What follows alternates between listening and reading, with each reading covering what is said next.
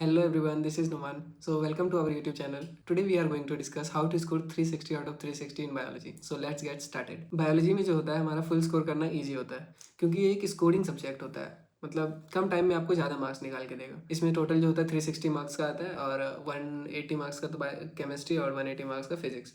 तो इसमें आपको 360 मार्क्स जो होता है आपको आधे घंटे के अंदर आपको इसको आप स्कोर कर सकते हो।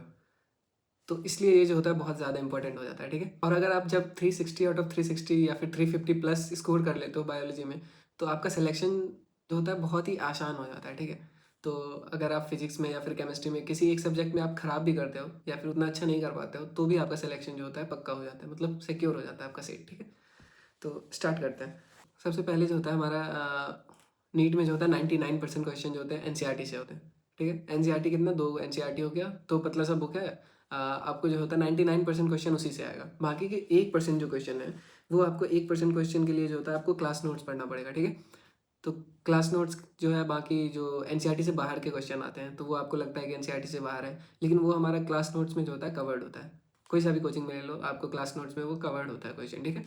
तो लेकिन अभी अब से आपको जो होता है मॉड्यूल पे आपको आप टाइम वेस्ट बिल्कुल भी नहीं करना है, ठीक है। जो बाकी के जो 5 मंथ बचे हैं आपको उसको बिल्कुल भी टाइम वेस्ट नहीं करना है मॉड्यूल पे। अब मॉड्यूल अगर पढ़ रहे थे आप तो उस पर एनसीईआरटी पे शिफ्ट हो जाओ, अगर नहीं पढ़ रहे थे तो बहुत अच्छी बात है, ठीक है। तो सेकंड हो गया हमारा क्लास नोट्स। क्लास नोट्स को जो होता है हमारा कम से कम आपको एक बार जो है क्लास नोट्स पढ़ना बहुत नेसेसरी होता है, क्योंकि हमारा जो 1% क्वेश्चन जो 1-2 क्वेश्चन जो एनसीईआरटी से बाहर आ रहा है तो वो आपको जो होता है वो स्कोर करना है। तो उसके लिए आपको जो होता है क्लास नोट्स पढ़ना बहुत इंपॉर्टेंट, ठीक है। तो फिर क्लास नोट्स आपने एक बार पढ़ लिया, तो फिर जो बाकी इंपॉर्टेंट पॉइंट्स मिलेंगे आपको तो वो आपको एनसीईआरटी के बगल में लिख लेना है, ठीक है। लेकिन आपको ऐसा बिल्कुल भी नहीं करना है कि डायरेक्ट आप नोट्स पढ़ लिए फिर एनसीईआरटी में लिख लिए। उससे पहले आप जो है ये करो कि कम से कम 2 बार जो है एनसीईआरटी जरूर पढ़ो। बस रीडिंग लगा लो कि हाँ पता चल जाए कि ये पॉइंट जो होता है नोट्स में नहीं है, या फिर ये पॉइंट्स नोट्स में एक्स्ट्रा है या इंपॉर्टेंट है ये, ठीक है। क्योंकि अगर आप ऐसा नहीं करोगे, सिर्फ नोट्स पढ़ के आप उससे इंपॉर्टेंट पॉइंट लिख लोगे एनसीईआरटी में, तो आप पता चलेगा कि आपने पूरा ही जो साइड में ब्लैंक बचे स्पेस था आपने उसे पूरा ही फिल कर दिया, और फिर बाद में आपको पता चलेगा कि वो पॉइंट्स ऑलरेडी हमारे एनसीईआरटी में कवर्ड था। तो आपको ये बिल्कुल भी नहीं करना है, ठीक है। तो उससे पहले आपको 2 बार कम से कम एनसीईआरटी पढ़ना है, उसके बाद आपको एक बार नोट्स पढ़ के उससे जो इंपॉर्टेंट पॉइंट्स मिले, हाँ ये पूछा जा सकता है, तो उसको आपको ब्लैंक स्पेस में लिख लेना है, ठीक है।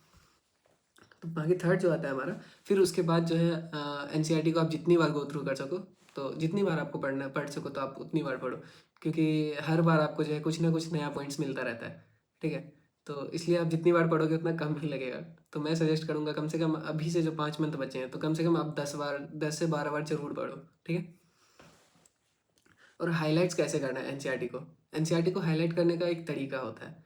आपको ऐसा नहीं करना है कि बिल्कुल भी पूरा ही रंग दिए, रंग बिरंगा कर दिए, तो उससे लास्ट में आपको जो है पढ़ने का मन नहीं करेगा और रिवाइज करना बहुत मुश्किल हो जाता है उससे, ठीक है। तो आपको ऐसा नहीं करना है।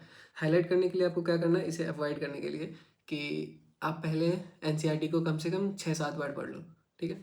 तो उसमें जो इजी पॉइंट लगेगा, इंपॉर्टेंट पॉइंट्स लगेगा, उसमें इंपॉर्टेंट पॉइंट्स होगा बहुत सारा, लेकिन वो आपको याद होगा, तो आपको वो हाईलाइट नहीं करना है। इंपॉर्टेंट है लेकिन आपको वो हाईलाइट नहीं करना है, क्योंकि आप जो है लास्ट तक आप 10 बार पढ़ लोगे तो फिर वो याद हो जाएगा आपको। वो हाईलाइट करने की ज़रूरत नहीं है। हाईलाइट आपको वो पॉइंट करना है जो आप भूल रहे हो, तो फिर लास्ट में आपको रिवाइज करना ईजी हो जाएगा। आप वो पॉइंट रिवाइज करोगे फटाक से और लास्ट में आपका कंप्लीट हो जाएगा, ठीक है। फॉरगेटेबल पॉइंट्स को आप हाईलाइट करोगे, ठीक है, सिर्फ। और सबसे इंपॉर्टेंट जो होता है हमारा फिफ्थ पॉइंट कि रैंडम क्वेश्चन प्रैक्टिस करना है आपको। रैंडम क्वेश्चन प्रैक्टिस होता क्या है कि रैंडम क्वेश्चन प्रैक्टिस में होता है हमारा कि बिना आपने चैप्टर को रिवाइज किए आप क्वेश्चन सॉल्व करो।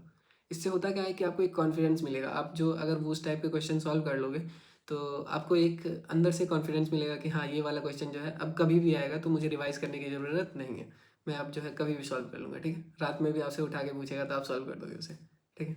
तो दूसरे बैच के पेपर को लेके सॉल्व करो, सबसे अच्छा यही होता है। अगर ये नहीं हो पा रहा है तो आप मॉड्यूल भी सॉल्व कर सकते हो रैंडमली, लेकिन ठीक है। जैसे आप 15 मिनट टाइम फिक्स करो और 50 क्वेश्चन सॉल्व कर दो, तो ऐसे ही अगर 2 सेट अगर लगा पा रहे हो दिन में तो फिर आपका हो जाएगा 100 क्वेश्चन हो जाएगा एक दिन में। तो बहुत सारा क्वेश्चन अभी जो है आप सॉल्व कर सकते हो 5 मंथ में, ठीक है। और ये इससे फ़ायदा क्या होता है हमारा कि क्वेश्चन जो होता है बायोलॉजी में जो क्वेश्चन होता है वो हमारा लिमिटेड होता है। तो जितना ज़्यादा आप क्वेश्चन प्रैक्टिस करोगे उतना ज़्यादा टाइप का क्वेश्चन आपके सामने आएगा। तो वो टेस्ट में जो है होता है वो आप इजीली मतलब बहुत कम टाइम में आप उसे सॉल्व कर लोगे और एक्यूरेसी भी आपका इंक्रीज होगा, ठीक है। तो जिससे होगा कि आप कम टाइम में ज़्यादा क्वेश्चन सॉल्व कर लोगे। बायोलॉजी में आप अगर ज़्यादा स्कोर कर लोगे तो फिर आपका सिलेक्शन ईजी हो जाएगा, ठीक है। तो आप ये 5 पॉइंट आप फॉलो करो, ज़रूर आपका स्कोर जो इंक्रीज़ होगा और 350 प्लस आप आराम से स्कोर कर पाओगे, ठीक है। सो इतना ही था आज के लिए, तो मिलते हैं अपने नेक्स्ट वीडियो में। So do support, like and subscribe our YouTube channel और छोटा छोटा कमेंट जरूर किया कीजिए, अच्छा लगता है देख के। तो मिलते हैं अपने नेक्स्ट वीडियो में, तब तक के लिए बाय बाय, थैंक यू।